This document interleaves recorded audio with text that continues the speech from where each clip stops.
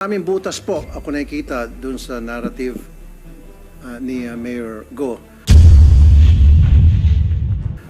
Nag-attend ako dito ngayon para bubutasan ko po. Marami po mga butas doon sa mga statements ni Mayor GUO. Hopefully, I have some few questions na kailangan niya masagot. Para bang teleserye itong buhay ni Mayor Alice GUO. Blockbuster to kapag ito ay ginawa nating teleserye kasi fairy tale eh. Marami pong salamat. I'd like to ask my colleagues if they also have opening statements. Senator Raffy, you have the floor. Good morning, Mr. Chair, Madam Chair, Senator Win Gatchalian. I've seen the transcript of the previous hearing in this committee pertaining to the investigation being conducted, and I saw also the videos wherein lumilitaw para bang teleserye itong buhay ni Mayor Alice GUO. Blockbuster to kapag ito ay ginawa nating teleserye kasi fairy tale eh. Siya ay anak ng isang kasambahay na nabuntis ng isang mayamang Chinese and then pinalaki sa isang farm, tapos nag-aral sa bahay, wala siyang kakilala mga kaibigan, and then isang araw bigla na lang siyang naging mayaman. Unlike sa Cinderella, merong tinatawag na prinsipe na sumalo sa kanya.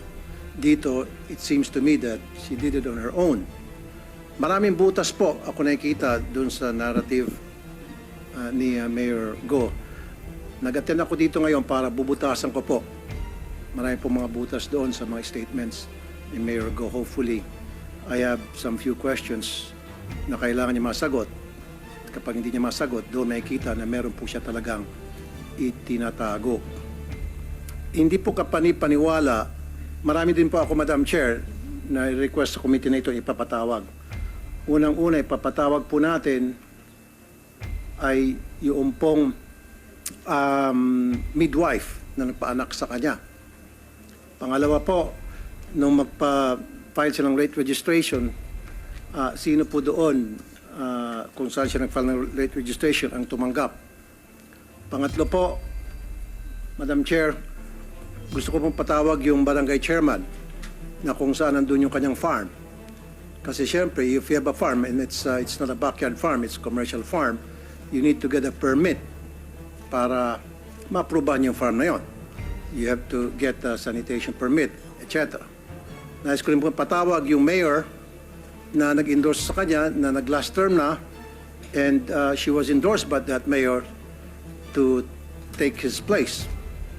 So, syempre, si Mayor, I'm sure, hindi naman siguro niya endorso itong si Mayor GUO kung hindi niya kakilala. Patatawag din po natin yung BIR. Patatawag din po natin yung mga suki niya na pinagbebenta niya ng baboy. Patatawag din po natin yung mga tauhan niya sa farm. Kasi sabi niya, lumaki siya sa farm and she worked there for so many years or managed the farm for so many years.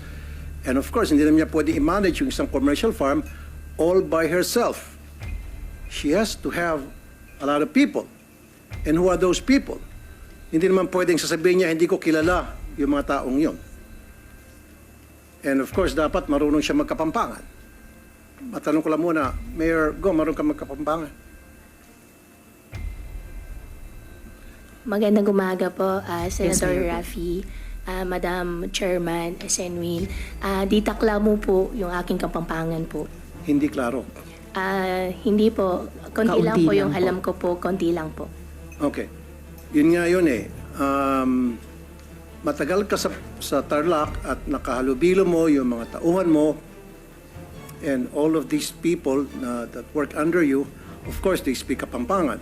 And I'll tell you, I lived in Zamboanga only for 2 years, from kinder to grade 1, and yet, natuto ako magsalita ng Chabacano. And it's unbelievable on your part and you live in that place up to now, and dealing with people, with your staff sa farm mo, at hindi ka natutong magkapampangan, konti lang, ako malawak ang Chabacano ko.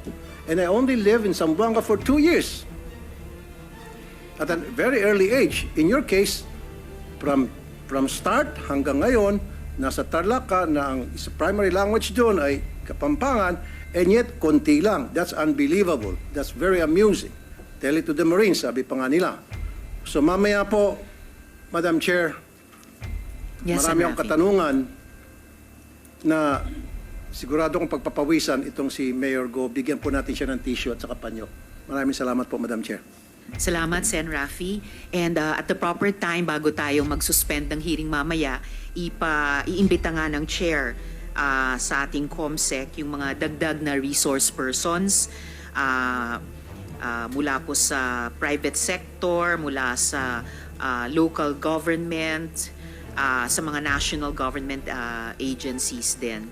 At pero para dun sa nais itanong mamaya at sa tumanggap ng late registration ni Mayor, we actually have here in the hearing today and can be questioned also later yung local civil registrar po ng Tarlac.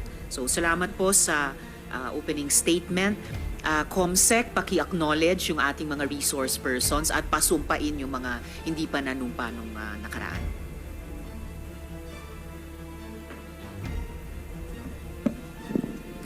Good morning, everyone. The committee would like to acknowledge the presence of the following resource person. From the Presidential Anti-Organized Crime Commission, we have Undersecretary Gilberto Cruz, together with Director Winnie Guedato and Dr. Winston John Casio. From the Department of Labor and Employment, we have Mr. Jerome Lucas, Attorney Margaret Lapid Pule, Attorney Diane Corinne Ramos. From the Department of Foreign Affairs, we have Von Ryan Pangwi. From the Interagency Council Against Trafficking, we have Attorney Hannah Lizette Manalili. From the Philippine Statistic Office Authority, we have Engineer Marisa Grande, Attorney Eliser Ambatali. Then from the Commission on Immigration, we have Attorney Arvin Cesar Santos, Attorney Jose Carlitos Licas, Mr. Peter Demotenis Demetria. Then from the Philippine Amusement and Gaming Corporation, we have Retired General Raul Villanueva, Attorney Jessa Maris Fernandez. Then from the National Bureau of Investigation, we have Agent Marvin Gangano and RD Jerry Abiera. Then from the Philippine National Police, we have Chief Investigation Division Police Colonel Crispin Banes. Then we have Police Major Job Berong. Then from the Philippine National Police, we have Acting Area Police Commander of Northern Luzon, Major General Romeo Carama Jr. Then we have Police Brigadier General Jose Higaldo Jr., the Regional Director. Then we have from the Municipality Ambaban, Province of Tarlac, we have Mayor Alice GUO. Then from the Land Registration Authority, we have Attorney Ronnie Tababa. From the Tarlac Electric Cooperative Incorporation, we have Mr. Jesus Bruno. Then from the Commission on Election, we have Chairperson George Erwin Garcia. From the Clark Development Corporation, we have Vice President Gloria Victoria Yap Taruk and Assistant Vice President Rodin Perez. From the Anti-Money Laundering Council, we have Attorney Adrian Arpon and Attorney Richard Chan. We have the Municipal Assessor of Bamban Tarlac. We have Mr. Mar Antonio Tan. And we have the Civil Registrar, Local Civil Registry of Tarlac. We have Mr. Armin Leonardo Ibarra. Madam Chair, we invited Mr. Walter Wonglong, then the General Manager of Sung Yuan Technology, but he is currently detained at the Provincial Jail of Tarlac under the jurisdiction of the province of Tarlac, manned by Warden Police Colonel Samuel B. Munoz. The committee wrote a letter requesting Warden Munoz to allow Mr. Walter Wong Long to appear on this committee. We also sent a letter invitation to Mr. Wong Long. Madam Chair, can I read the dispositive portion of the reply of Mr. Please do, Comsec. Okay. Inasmuch as we would like to bring the subject person deprived of liberty in the above-mentioned hearing, undersigned could not do so due to the absence of a court order. We tried our very best to apply and secure a copy of such, but I'm afraid that we would not obtain it in due time due to time constraint.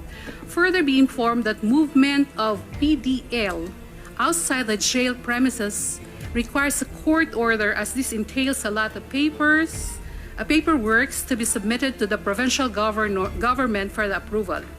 In connection, the undersigned manifested and apologizes for the non-compliance on our part and has no intention to undermine the Senate's inherent power, but also consider the court's contempt if we will break the rules. Rest assured that we will comply if the honorable body will issue same order. The committee staff also went to Tarlac to deliver the invitation to the incorporators of Baofu, Mr. Chang Ruin, Bayong Lin, and Mr. Shang Wan. The invitation were received by the head of the security, Mr. Jimmy Alputan of Fontana, and another incorporator, Miss Rachel John Malonzo Carrion. The invitation was received by her mother, Miss Loida Carrion. We also invited the incorporators of Hongshin, Miss Rowena Gonzalez Evangelista, but the others therein are non-existent. Ms. Rita Itorralde, the corporate secretary of Hongshin, do not live in that address. The invitation for Ms. Joy Castro was received by her nephew Brian Butin and Ms. Telma Laranan. The president and treasurer of Hongshin do not live in that address. That's all for now, Madam Chair. Thank you, Comsec. Please extend the committee's appreciation to the warden of the provincial jail where Mr. Walter Wong Long is a person deprived of liberty. Of course, ginagalang naman natin yung pagsunod ng warden sa rules ng korte at yung prosesong dapat daanan muna nila kaugnay ng provincial government of Tarlac. So, in consultation with Senate Legal, the committee will, the chair's asking the assistance of the COMSEC. Alamin po natin paano po tayo makapag-proceed para makuha pa rin yung testimony ni Mr. Walter Wong Long. By the way, bakit sila nakadetain? According to CIDG, there are cases filed against them locally. There are complainants. Right, salamat COMSEC. And then, clarification, nung i-deliver yung invitation sa mga incorporators ng Baofu, ang tumanggap ay Head of Security ng Fontana? Rest in the Articles of Incorporation. Okay, Fontana, which is also a familiar name in the long-standing investigations of the Senate sa kabuoang POGO operation. Yes, so very interesting.